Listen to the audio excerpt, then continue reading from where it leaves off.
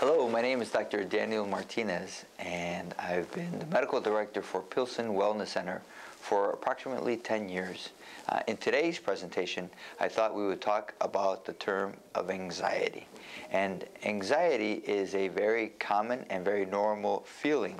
In fact, when we're about to take a test, if we're having car issues, or if we're having work-related problems, all of these things can provoke anxiety, and it's very normal. In fact, anxiety moves us to do the things that we're supposed to be doing in a better way. However, at times, anxiety can be an issue if it gets out of hand and it doesn't allow us to function as best as we can. And so today we're going to talk about clinical issues of anxiety that require treatment.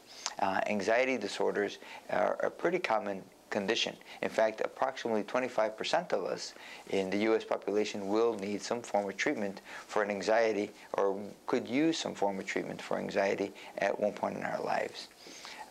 Anxiety disorders contain or include conditions like post-traumatic stress disorder, panic disorder, social phobia, acute stress disorder, obsessive compulsive disorder, and generalized anxiety disorder, which is the topic of today.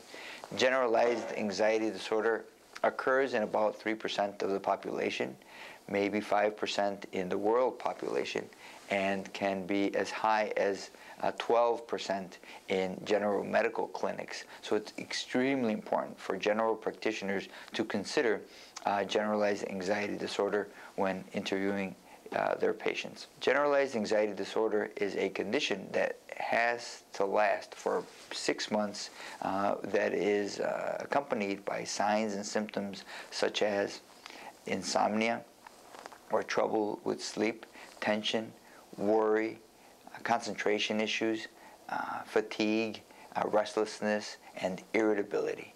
And these conditions have to cause problems in a person's life.